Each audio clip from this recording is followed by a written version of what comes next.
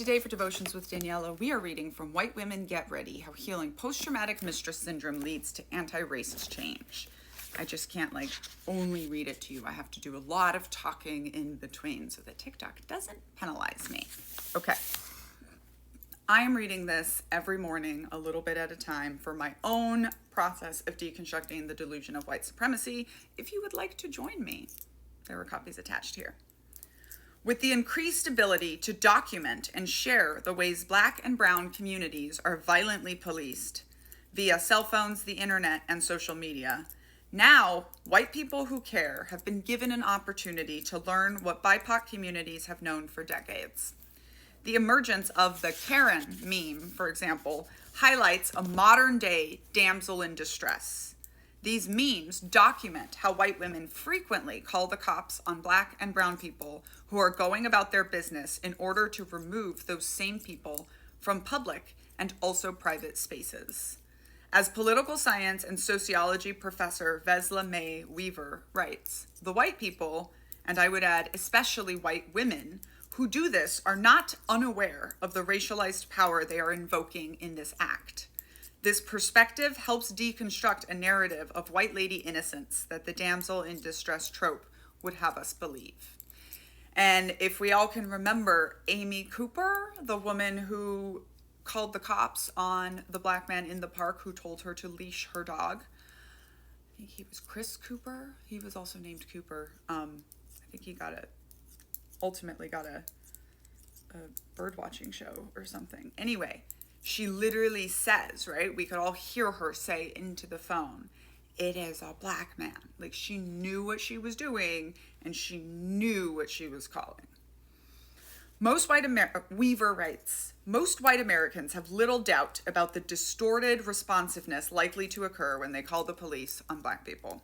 They know, without having read the scores of studies on the subject, that whites are seen as more law-abiding by officers of the state, and that Blackness itself is construed as suspicious and threatening. The odds are not in Black people's favor if they contest police requests for ID or submission, as the examples of Philando Castile, Eric Garner, Sandra Bland, and too many other Americans attest. The breezy deployment of police by whites at Yale, at Starbucks, Walmart, and in other social spaces vividly reveals how white people use law enforcement to exert control over their fellow Black Americans. By contrast, Weaver's research also documents the dangers of calling the police for Black people. Black Americans are more likely to be seen as defiant if they ask questions of the police, are reluctant to furnish their identification, or ask the police to leave. Specifically, Weaver describes the structural barriers for Black women who call for help, including how Black women who report domestic violence often face eviction by landlords based on nuisance ordinances. Such ordinances were designed, in theory, so that landlords can weed out people who call the police too often for frivolous reasons. In practice, they often penalize Black women for seeking protection from abuses if they have the misfortune of needing to call more than once or twice. That's not something I knew about. Similar to my fellow white Americans, I was not unaware of this racialized dynamic as I worked on this manuscript for this book, one hot and muggy July day. The windows were open and the box fan was buzzing. Unlike most of those white Americans Weaver references, however, I had read studies on the subject, or at least some of them. So when the yelling outside began, I tried to block it out and stay focused on the pages of scrawled notes spread across the dining room table. I must have read the line, "At the advent of capitalism," 7 or 8 times before standing up and moving to shut the front window to block out the neighborhood argument. As I was reaching up to grab the window's bottom edge, my eyes followed the voices. A young Black man was standing on one side of a car while a young Black woman was shouting at him from the other side. Both were neighbors I'd seen before, coming and going. But other than the occasional brief wave, I had not built a relationship with either of them. Seeing who was arguing, whom I perceived as a heterosexual couple, my immediate response was concern for her. I felt a wave of anxiety rush my body. Was she in trouble? If so, was there something I could or should do? Stories of domestic partner abuse flashed across my mind. Yet, doubting both my ability to helpfully intervene and the appropriateness of a white lady stranger / neighbor doing so, I decided to stay put but keep watching in case the situation escalated, or in the rare case a streak of anti-racist brilliance came to me about how to intervene without causing more harm. As I watched my neighbor began furiously going in and out of the apartment's front door, she was shouting obscenities and throwing things, though I couldn't tell entirely what she was throwing without my glasses on. Something lightweight? It floated before landing. But then a hard object hit the pavement and shattered into pieces. That one was definitely glass. Well, it seems like she's more in control of the situation than I originally perceived, I thought. The man ducked behind the vehicle as another object flew his way. He wasn't responding aggressively. If anything, he was trying to de-escalate and avoid contact.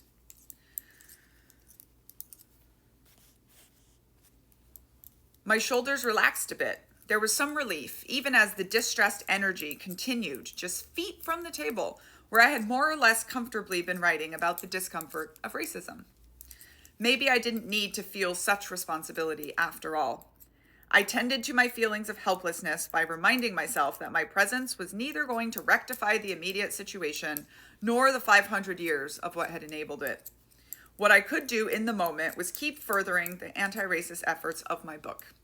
I sent them positive energy, said a little prayer, and moved to sit back down. As I was turning back to my pages, I noticed the young woman opening the back passenger side door. She pulled out a baby. The yelling intensified, and then the situation got physical as the young couple began to yank the child back and forth. She was throwing punches, even as the baby was right there between them. I share these details not to voyeuristically pathologize this young Black family, and I hope you don't either, but to share with you how intense it became and how I responded. Once the child emerged, my body went cold. My hands began to shake. Fear traveled up and down my spine. My auntie energy came out in full force. I felt a wave of concern for the child. In rushed protectiveness, my adrenaline spiked, and in a matter of seconds, without engaging the frontal cortex of my brain, I grabbed my phone, went outside, sat down on the front stoop, and dialed 911. And then immediately hung up. And then went inside and cried. Had I avoided being a Karen? I'm still not sure. I don't know if the couple took much note of my presence on the front stoop. Soon after my tears subsided, I heard a door slam and a car drive off. I felt relief and also regret and some shame. I regretted having used my body in that way. I regretted inserting myself and my whiteness because ultimately I needed to expel the discomfort of being in proximity to the symptoms of much bigger structural issues. And it wasn't that I had only cared about my own comfort. I was genuinely concerned for the well-being of my neighbors. And also in this moment, my body revealed her white body supremacy.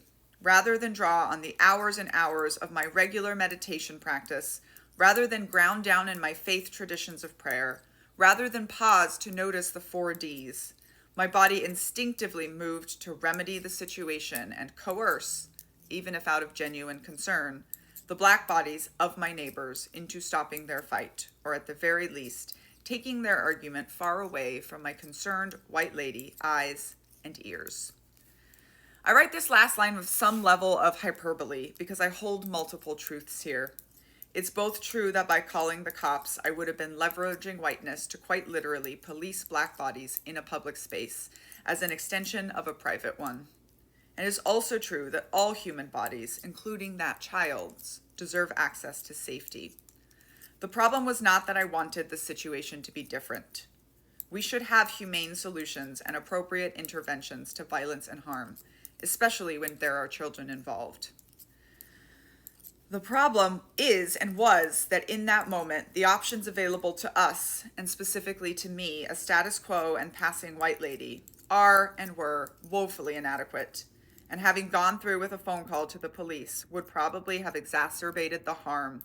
The parents might have been arrested. The child might have been put in state custody. There's a lot more.